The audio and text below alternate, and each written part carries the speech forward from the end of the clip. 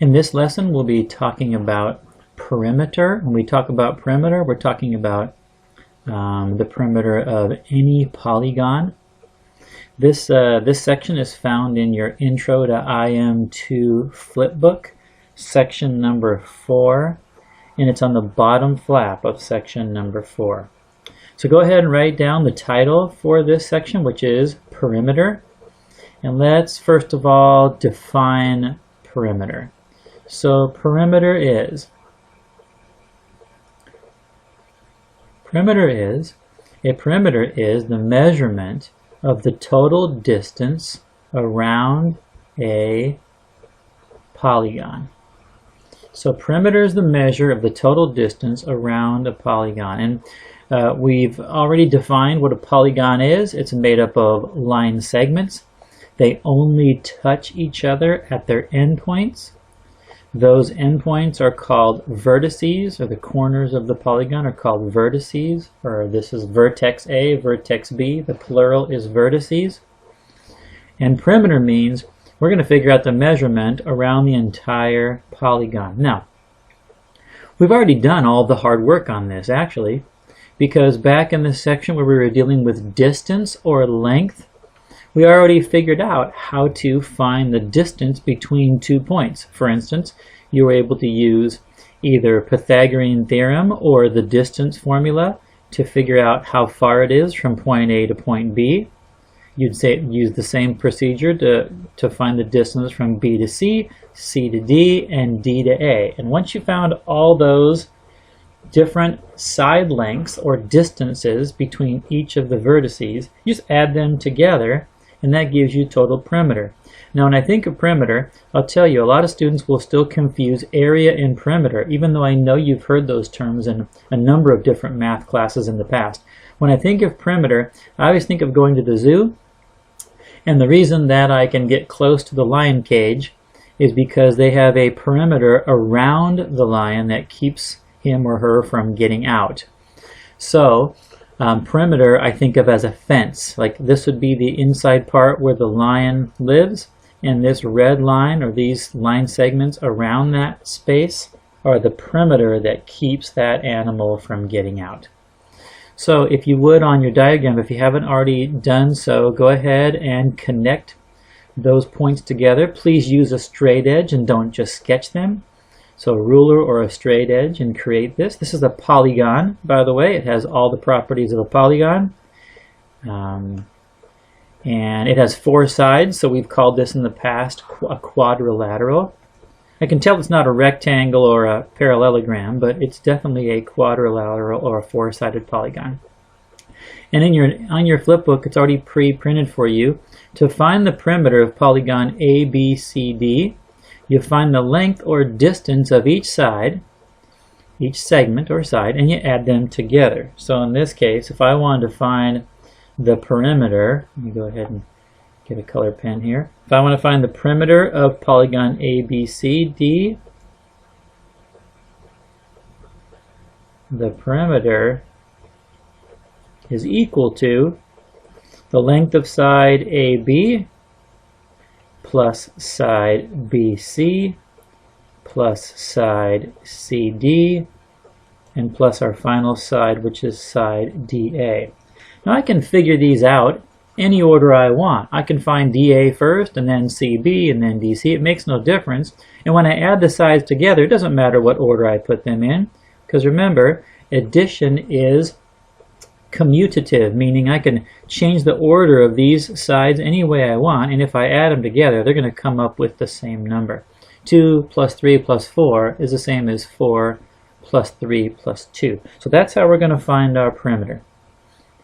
On the right side of this section is a practice problem we can go through together and just go ahead and see how this works. The question is, what is the perimeter of a polygon with vertices at point D, which is 3, 1, point E, which is -2, 1, and point F, which is 1, 5. Now, one of the things you should be recognizing right now is, hey, there are 3 points here, 3 vertices. And we know that if you're looking at a polygon, pick any polygon with 3 vertices, and connect those sides together, and you should see that this is going to be a triangle. Now for our purposes, it doesn't really matter what the actual type of polygon is, whether it's 3 sides, 4 sides, 10 sides. The issue is when there's 3 vertices, that means there are 3 sides. And that means we're going to have to figure out the distance for the 3 different sides, or the length of the 3 different sides, and then add them together. Now I've started this process for you already. If we look at DE and F, let's match them up. We're going to first figure out side DE, and then we're going to figure out side EF, and then we're going to figure out side DF. And if you just sketched it out, just pretended this is D, and this is E, and this is F, you would see we're figuring out this side first, and then we're figuring out this side, and then we're going to figure out our final third side. Now in this case, because it's not on a graph, we're going to use the distance formula. Here is our distance formula. So I've written out coordinate D and coordinate E. We're going to find the length of DE is equal to this distance formula. Let's go ahead and label some things first. Remember, in order to plug the values into the proper place, I'm going to label, this is my X values, these are my Y values, and we can't tell apart the 2 X's. They both are the same variable, so we're going to use this sub number to differentiate the 2 different X values, X sub 1 and X sub 2. This is Y sub 1 and Y sub 2. So now let's go ahead and plug these into our equation. So DE is going to be equal to, it's going to be hard for me to draw a nice square root, I'll do my best. X sub 2 is negative 2. Remember, the minus sign is part of the equation, so I put the minus sign in. And now I'm going to go ahead and plug in my X sub 1 value, which is positive 3, so just write a 3, and that's squared, plus Y sub 2 is 1. The minus sign, again, is part of our equation. Y sub 1 is also 1, and we're going to square that. Alright, looking like it's going to come out pretty nice. Let's finish this up. This is equal to negative 2 minus 3 is negative 5. Again, those of you who are challenged with negative numbers, use your calculator. Put in negative 2 minus 3. You'll get negative 5. We're going to square that, plus 1 minus 1, well that's 0. That's going to just drop off because 0 squared is just 0. Let's go ahead and do the next step. Negative 5 squared is 25. And 0 squared, let me fix that so it's a little bit more readable. It's 25. 0 squared is 0. That's going to be the square root of 25. And that's a perfect square. So I can do that in my head. If you don't recognize this as a perfect square, plug in the square root of 25 in your calculator, and you will get exactly 5. And I can put equals because this is not an estimated number. This is an exact number.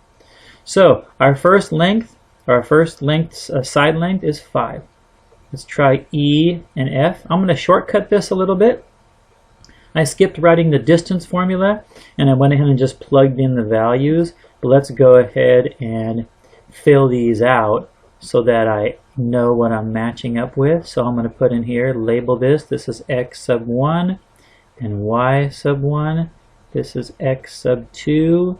And Y sub 2. Remember, class? I could have made this X sub 2, Y sub 2, and this X sub 1, Y sub 1. I could use whatever number I want, as long as I keep these 2 sub 2's together and these 2 sub 1's together. And let's plug it in. I'll go back so you can see the distance formula. X sub 2 is 1. The minus sign, I'm going to highlight that again so you see this. The minus sign is part of the equation. X sub 1 is negative 2. So you see we have 1 minus a negative 2. One of the biggest mistakes in distance formula is not getting both of those negatives there. Y sub 2 is 5. Y sub 1 is 1. The minus sign is part of the equation. Let's go ahead and do the next step. This is going to be Y minus a negative. Remember, a double negative, they cancel each other out. And that actually ends up becoming 1 plus 2. which is 3 squared. Here's our square, and then 5 minus 1 is 4, and that's 4 squared. Let's continue to simplify this. 3 squared is 9, 4 squared is 16, and 9 plus 16 is 25. And look, side EF is exactly the same length. It's congruent to side DE. That's exactly 5.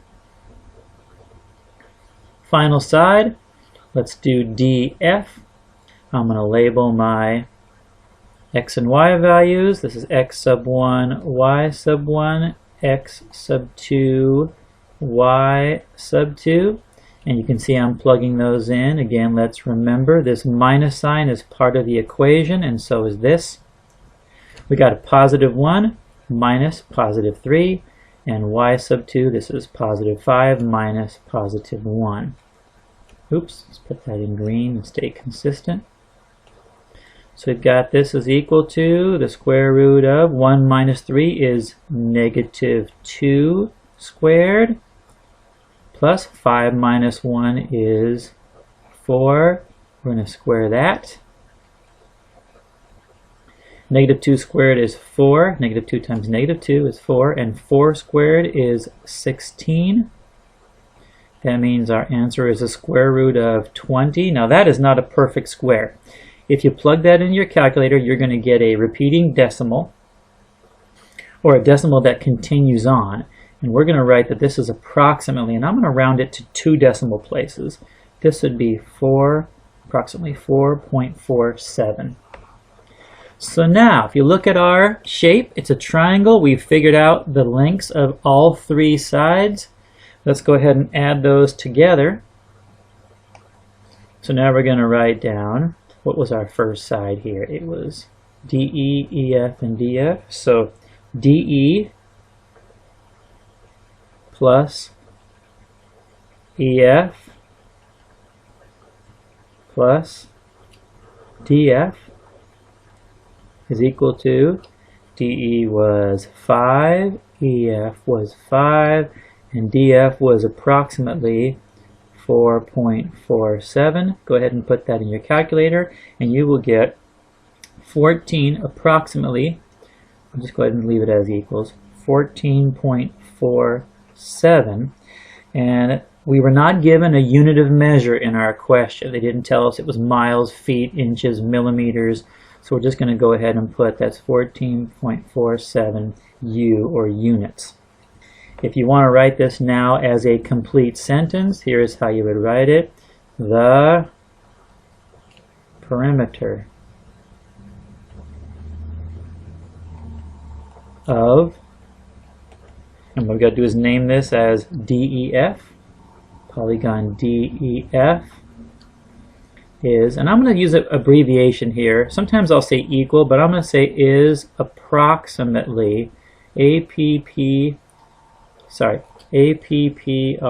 Let's try that right.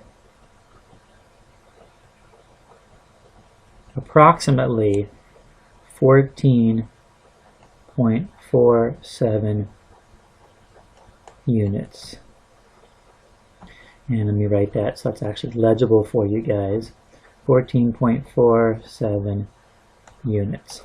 And there is how we figure out the perimeter of any polygon.